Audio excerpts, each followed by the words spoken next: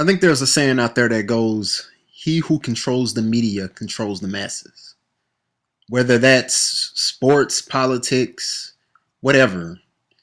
If you control a certain portion or amount of the media, something that allow people to be informed or supposedly be informed of things, whether it be truthful or non-truthful, you know, a lot of people are just going to buy what they see and hear.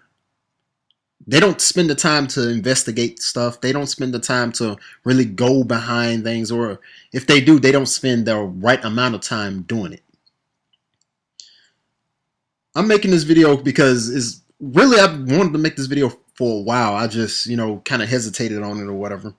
But if you look at your boxing sites, I mean, there's some unbiased ones there, and there's clearly biased sites out there. But in a way, we are all biased. Let's not get it twisted. We are all biased. Just like a lot of y'all like favorite fighters, and you have your fighters that you don't care so much for. Some fighters you might feel a little bit, iffy on or whatever. That's okay. That's okay. That's your own personal preference right there. Everybody has a bit of bias.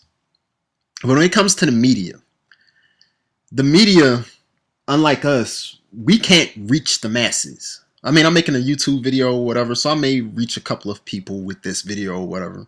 But I can't reach you like the guy in this picture right here. I can't reach you like a Dan Raffel. Now, if anybody knows Dan Raffel, they know that he used to write for USA Today. He currently writes for ESPN. You may see him on some conducting interviews for ESPN.com or ESPN Friday Night Fights. He writes vlogs on ESPN.com. He used to host a couple of fights on Epix when Epix was doing fights. He does a couple of UK shows or whatever. I think he's on the Boxing Corner or something like that in the UK. I forget. I've seen him on a couple of their shows on YouTube or whatever. But one thing that I don't see people questioning him a lot on or enough on is his particular bias. He's going to drive his agenda to whomever he wants to drive it to, while trying to maintain that whole "I'm a non-biased guy," which is total bullshit. Like I said, all you got to do is follow his Twitter. Look at his Twitter timeline. If you can go back in his Twitter timeline for, let's say, the past 2-3 years, check out certain things. Look for certain names like Julio Cesar Chavez Jr. Look for your Rigondeaux. I'm not even gonna go into the whole Floyd Mayweather Manny Pacquiao thing or the Oscar De La Hoya thing or whatever. But just check out this guy's Twitter timeline and check out the hypocrisy that he shows on his Twitter timeline. I remember times him talking about Junior like he was like basically the next big thing, and now he's just went cold on the guy. Rigondeaux is another one, just cold on the guy.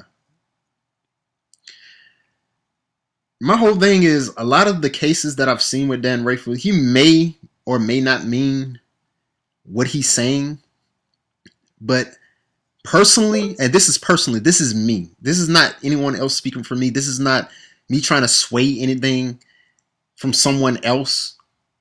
I would ask all of you to, like I say, do your research on this guy. Do your research on a whole bunch of these boxing writers and this, that, and the third. And with him especially,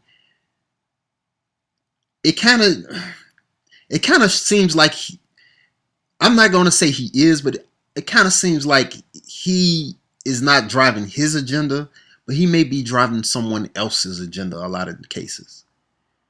Now, that's just my personal belief. But if you're thinking that there's no way possible that someone can be paid off or given an old talk to or whatever to drive home their own personal agenda, then you're sadly mistaken, because this has been going on not only in boxing but in sports in general for years. For years. Just like how a ref can be paid off in the NBA, a boxing writer can be paid off to write a column. Who's going to investigate it? Who's going to investigate it? Well, I believe such and such is paying such and such to make this video and make this blog about this guy and yada yada yada, and he's not doing this and he's not. Who's going to investigate that? For all you know, those are his words and his own personal beliefs. But like I said, if you follow his Twitter timeline, if you follow his blogs in the past and this, that, and the third, you're going to see a lot of contradictions in what this guy says. And I'm not going to tell you who I think may be, in cahoots with the guy under the table or whatever. I'm not going to say that. I'm not going to put that out there. I'm not going to, because like I said, it's my own personal beliefs. I have nothing really to back it up, just what I see from him. But what he puts out there, as I read, like a lot of the comments that he gets and stuff like that, and I noticed that, like, the people, especially if you follow his boxing chat on Friday afternoons or whatever, I see a lot of people just soaking it up. Don't ask any questions. Don't do this, that, and the third.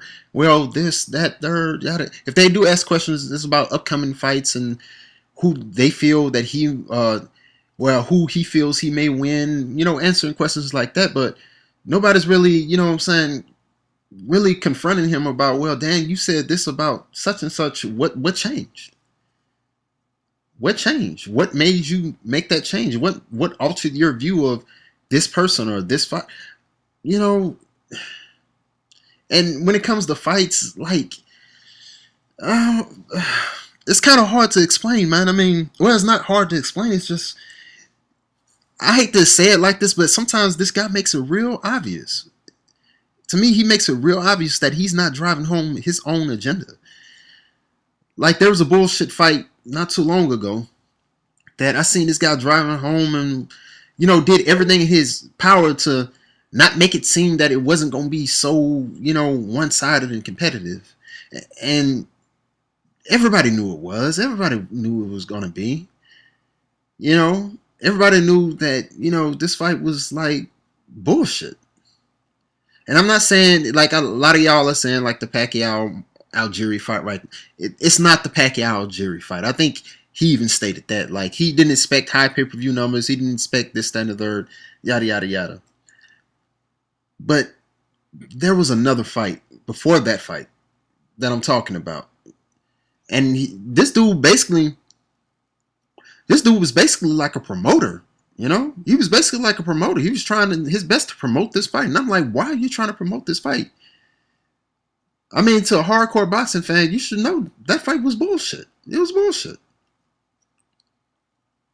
But yet you have people that follow him and, live by every word he says, and here it is, Or if Dan says it, then it must be, yada, yada, yada. And like I said, Dan is not the only guy. He's not the only guy.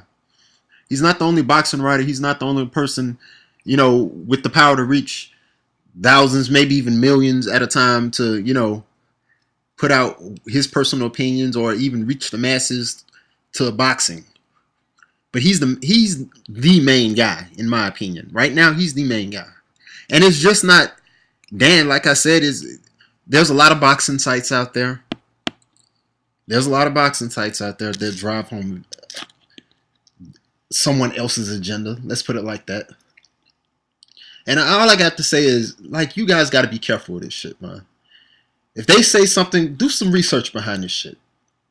Don't just go by what they say. Because like I said, even if they're not pushing home an agenda, it's their opinion. It's their personal beliefs on shit. Everything that they write down ain't 100% factual all the time. It might be a little fact mixed up with some bullshit, but nobody begs to question the shit. And if you don't beg to question the shit, then that's on you. But just know that if you allow them to sway your opinion on anything without doing research, that's you being the fool. That's you getting fooled. You're the mark. And you're the mark they're looking for. So if you call yourself a boxing fan or whatever, I recommend you start doing that. I'm out.